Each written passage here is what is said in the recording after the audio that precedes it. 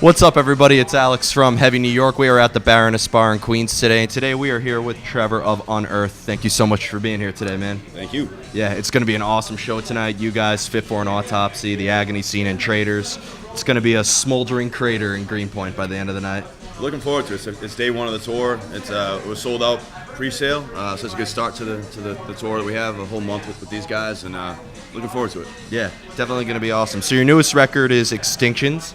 And being that it was 4 years since the release of your previous record, Watchers a Rule, do you consider this to be kind of like just a follow-up to Watchers a Rule, or do you consider Extinctions to sort of be like its own entity?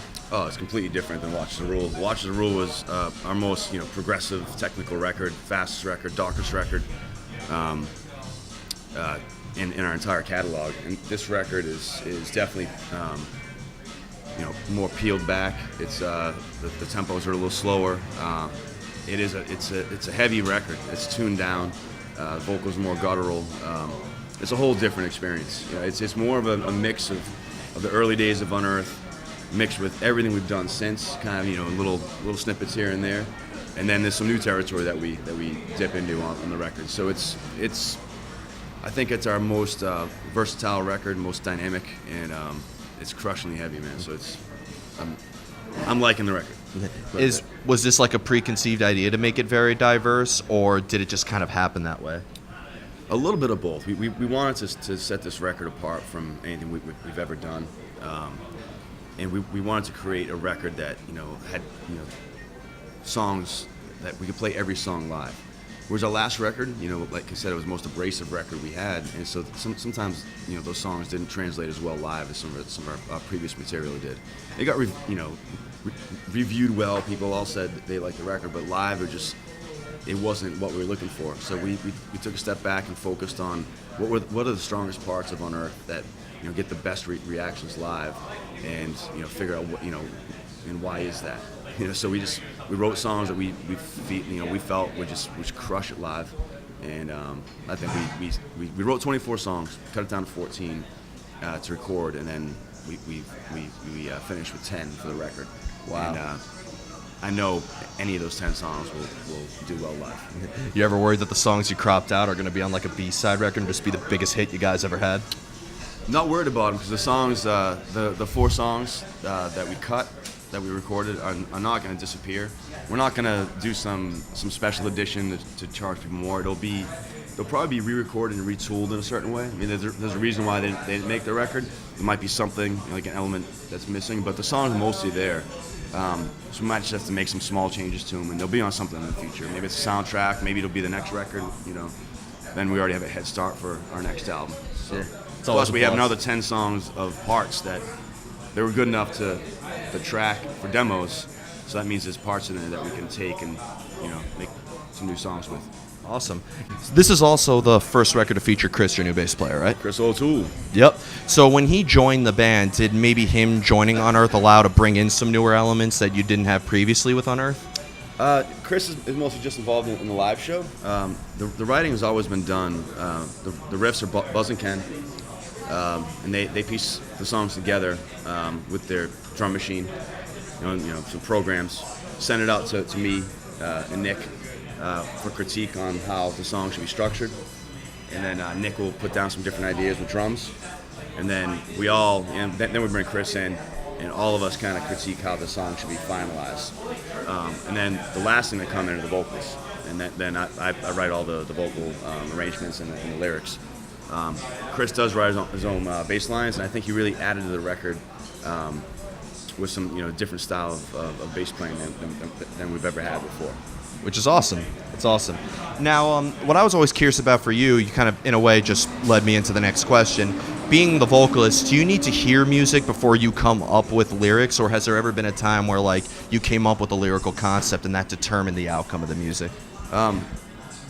When we're on tour, during an album cycle, I'll always, come up with different ideas. I'll write them down on my phone, and, I'll title them lyrics, and I'll be a line, sometimes just a word, maybe sometimes on an entire, paragraph of just, words that I think are going to fit into a song. And then when it's time to write the record, when the songs are finally done, then I can finally sit down and get the vibe of what that song is telling me to write about. And then I sit down with it, I go through all the lyrics, I find where my vibe is with that song, and that's when I can write the lyrics. So the lyrics don't come until very late in the game. Okay. Do you tend to like convey a certain message with your lyrics or speak something very personal, or do you tend to like to keep your lyrics open to interpretation? I've done everything in the past. A lot of times I would have something in mind, but I would write it kind of as an open book so someone could take something else from it. This record is definitely more to the point. It's a very important time in this world, and the lyrics are a lot more obvious in this record. Okay, which is cool. Do you think because they're more obvious, maybe like it's less room for interpretation for people to kind of make it their own? Or are you trying to maybe get the listeners to see the music in a certain way? With the lyrics, definitely. I'm being overly obvious with these lyrics. There's no room for interpretation. Okay. It's a straight to the point. Every song has its own theme. So yeah, it's straight to the point. Interesting. Has there ever been a time where like somebody told you this is what they took in from your music, and maybe that gives you a whole new perspective on that song than when you previously wrote it? Oh yeah. Before, when I would write songs about a certain thing and be a little more open to interpretation, it would be interesting to hear what people would take from those songs. It's very cool. Yeah.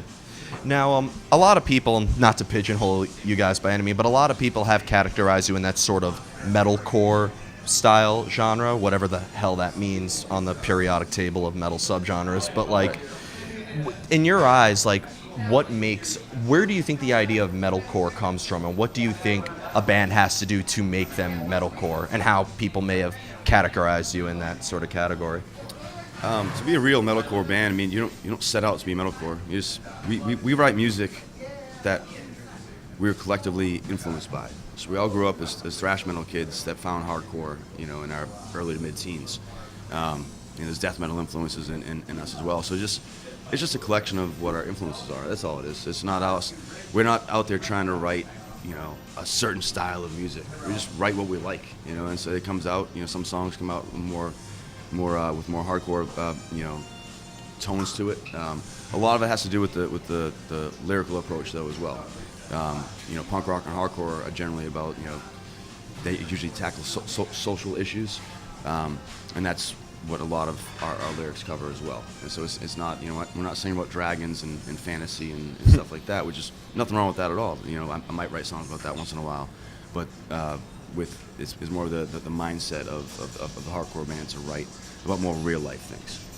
Interesting. That's actually a good way to put it, because when I hear lyrics from you guys, or All That Remains, or Kill Switch Engage, or Shadows Fall, there seems to kind of like have that sort of similar lyrical content behind it. You have a voice, and you can, if you're trying to help, the greater picture, the grand scheme of things, like, it's, I feel an obligation to say something, and my voice, my outlets, my lyrics in our songs. Yeah, which is awesome. Being that I feel like for the style that you do, it's very important on a technical level and a lyrical level. I've always felt like with your style, like both are in there. Like there's some artists where they just have a great voice and maybe somebody else writes the lyrics or something like that. But I feel like both skillfully and lyrically, that's what makes Unearth really. Yeah, we all have our jobs in the band, and we all take great pride in it. And it's our 20th year, and we're having a great time. Yeah, 20 years, holy shit. And one other question I wanted to talk about, I actually told you I wanted to ask about this before, is that a lot of people, just sorry to bring up the metalcore thing again, but a lot of people called you in the big four of metalcore with you guys, Shadows Fall, Kill Switch Engage, and All That Remains. Coming from a similar scene, like I know that Mike Martin from All That Remains played with you guys for a little bit, and Shadows Fall and all. It seems like, and Diecast and Bury Your Dead and so on and so forth, that really seemed to be a scene. Did Unearth did it help to get your name out there coming from such a revolutionary scene?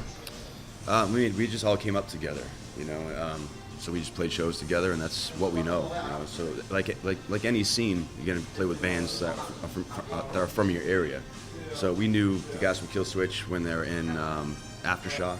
Yep. And Kill Switch was formed shortly after. We did shows in the early days with Shadows Fall. And even when they were Overcast. Well, Brian was in Overcast. Yeah. And then we played shows at Shadows Fall before Brian was in Shadows Fall. Wow. We played their first show with Brian. It was, I think the club was called Club Infinity, and it was in Western Mass.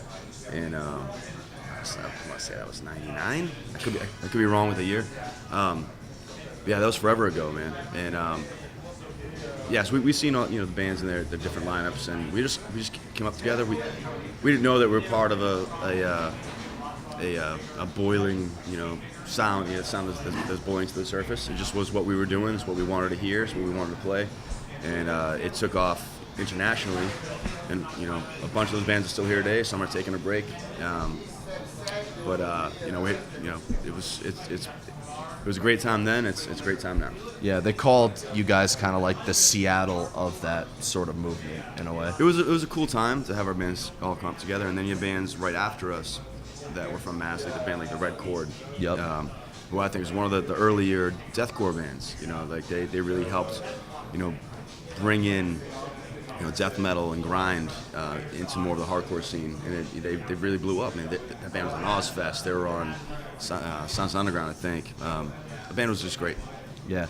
When you kind of just, in a way, there was like one other thing I wanted to address, because you also played with a diversity of bands. You're playing tonight with Fit for an Autopsy in the Agony Scene, but the last time I saw you, you played with Soilwork. But then you were also on Mayhem Fest with Disturbed. Do you notice maybe a different crowd reaction depending on who you tour with?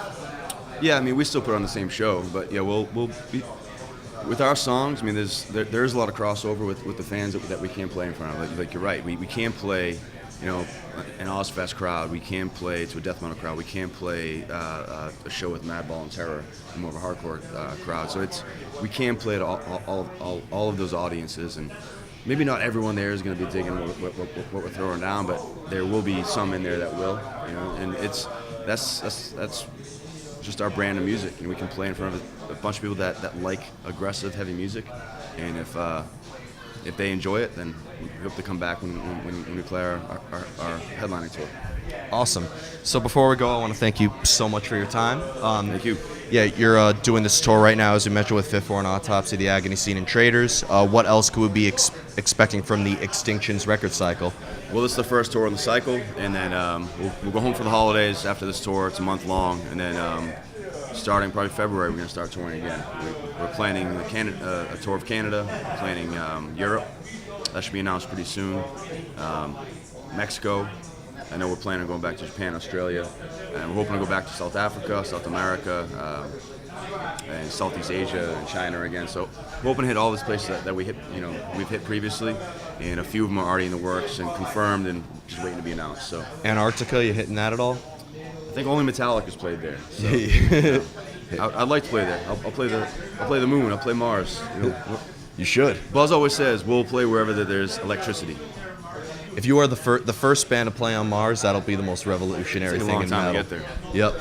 Well, let's do it. All right. But thank you so much for your time, Trevor. Everybody, we are here with Trevor of Unearth. Be sure to pick up Extinctions if you haven't already, and be sure to catch them on their up-and-coming tour with Fit for an Autopsy, the Agony Scene, and Traders, and be on the lookout for them coming soon. We'll see you next time on Heavy New York, everybody.